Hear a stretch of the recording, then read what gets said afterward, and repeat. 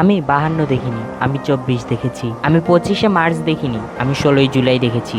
হ্যাঁ, স্বাধীনতার জন্য সেদিন যুদ্ধ হলো দেশে, দেশ তো হলো স্বাধীন, তবে অধিকার এলো না হাতে। যুদ্ধ চললো দেশটাতে, আর ছাত্ররা হলো বলি, স্বার্থসিদ্ধিরা স্বার্থ হাসিল করে খেলছে এখন হোলি। বলি রং ছিল তাদের একটাই, টকটকে ভীষণ লাল, চাপা পড়ে আছে তাতে রক্ত মাংস, চুপছে কাকের পাল। শগুনরাও আজ কেন জানি শহর জুড়ে ডাকছে ভীষণ, ঘরে ঘরে চলছে হাহাকার। ঘর থেকে ভেসে আসা কান্না শব্দ হচ্ছে ভারী, আর বদলাচ্ছে ইতিহাসের পাতা।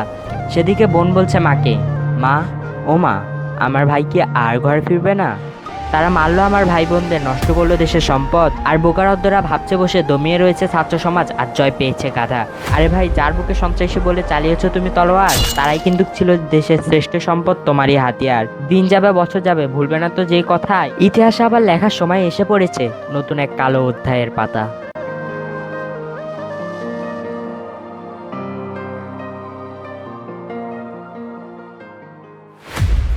তো হ্যালো বন্ধুরা, কেমন আছো তোমরা সবাই? তো ফাইনালি আমাদের দেশ হয়ে গেল স্বাধীন, কিন্তু আমাদের দেশ কি আসলে স্বাধীন হয়েছে?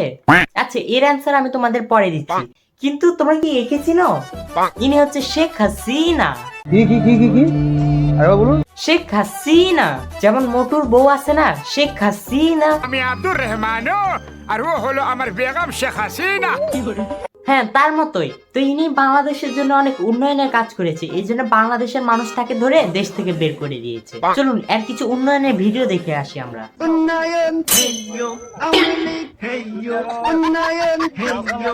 সালা, আমি তো উন্নয়নের ভিডিও দেখতে চাইছিলাম, এখানে তো বাঁশ দেওয়ার ভিডিও দেখতেছি। 10 দফা নয়, এবার 1 দফা শেখ হাসিনাকে কবরস্থানে পাঠাতে হবে।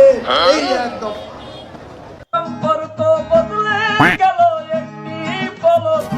এতদিন আমি দেখছিলাম এই মানুষটা তার পিছনে কথা বলতেছে, বলছে তোমরা সবাই নৌকাকে ভোট দাও, ভোট দিয়ে নৌকাকে জাহাজ বানিয়ে দাও, ওই জাহাজ থেকে তোমাদের আমি ধাক্কা মেরে ফেলে দিব।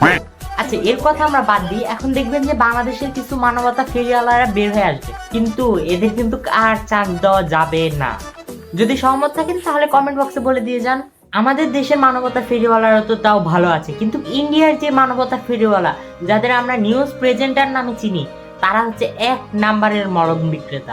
শালা মলম লাগায় লাগায় আমার ঘাও শুকিয়ে গেছে, তাও মলম লাগাইতেই আছে। তো ইন্ডিয়াতে একটা চ্যানেল আছে, নাম হচ্ছে RTV। তো ওই চ্যানেলে শেখ হাসিনা যাওয়ার পরে প্রায় 10টা বা 20টা ভিডিও ছাড়ছে, তার মধ্যে 19টাই ছাড়ছে আমাদের দেশের বদনাম নিয়ে।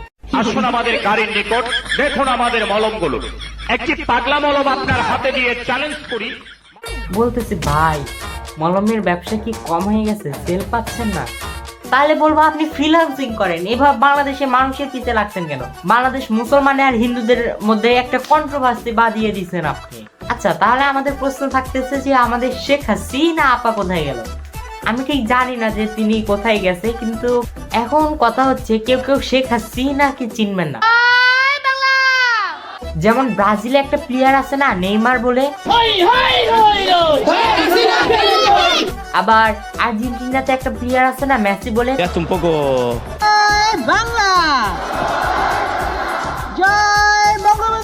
তেমন আমাদের দেশেও প্লেয়ার আছে একটা, শেখ হাসিনা বলে। শেখ হাসিনা পালিয়ে গেছে, শেখ হাসিনা নাই, শেখ হাসিনা চলে গেছে, শেখ হাসিনা পালায় না।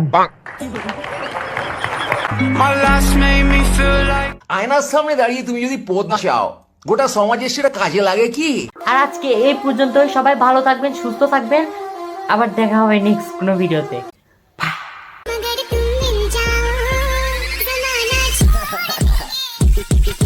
मिले बिना रहना बोले भेजे पे शॉर्ट है, तू ही क्यों मेरे लिए सबसे हॉट है, बाकी किसको भरोसा नहीं, सब यहाँ पे फ्रॉड है।